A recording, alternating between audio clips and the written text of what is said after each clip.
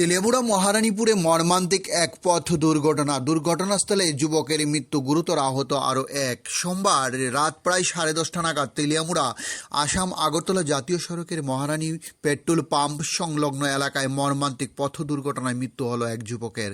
দুর্ঘটনায় গুরুতর আহত হয়েছেন আরও এক ব্যক্তি। স্থানীয় সূত্রে জানা যায়, অতিরিক্ত গতিতে আসা একটি বাইক নিয়ন্ত্রণ হারিয়ে রাস্তার পাশে দাঁড়া করিয়ে রাখা একটি কাঠের লগ বোঝাই গাড়ির সঙ্গে সজোরে ধাক্কা মারেন।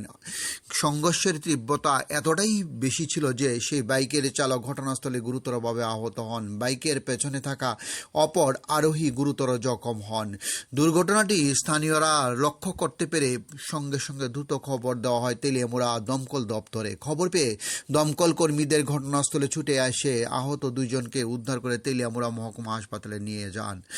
এদিকে হাসপাতালে কর্তব্যরত চিকিৎসক পরীক্ষা নিরীক্ষার পর বাইক চালককে মৃত বলে ঘোষণা করেছেন।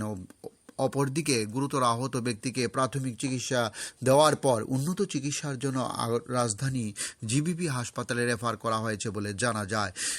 মৃত যুবকের নাম কার্তিক মজুমদার এবং আহত ব্যক্তির নাম সুশান্ত সরকার বলে জানা যায়। উভয়ের বাড়ি তেলিয়ামুড়া মহকুমা মহারানীপুর এলাকায় বলে জানা গেছে। এদিকে এই মর্মান্তিক দুর্ঘটনাকে কেন্দ্র করে এলাকায় শোকের ছায়া নেমে এসেছে। দুর্ঘটনার সঠিক কারণ খতিয়ে দেখছেন পুলিশ বলে খবর। ডিউরি রিপোর্ট, খোয়াই টাইমস বাংলা।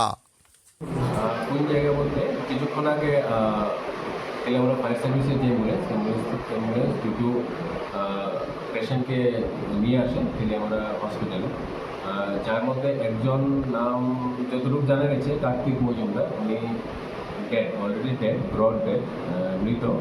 আর আরেকজন যিনি সুশান্ত সরকার, সিভিয়ারলি ইনজুর্ড, মাথায় চোট আছে। বাড়ির লোকের জন্য অপেক্ষা করছি। ফার্স্ট এড দেওয়া হয়েছে, বাড়ির লোক এলে আমরা অতি সত্ত্বর জিবি হসপিটালে রেফার করার ব্যবস্থা করব। কিসের লোক অ্যাক্সিডেন্ট থেকে জানতে পারছেন? ফায়ার সার্ভিসের মতে তো ট্রাকের সাথে ধাক্কা লেগেছে। কোনো অ্যালকোহলের নিয়ে উঠতে পারছেন? কিছুটা আছে।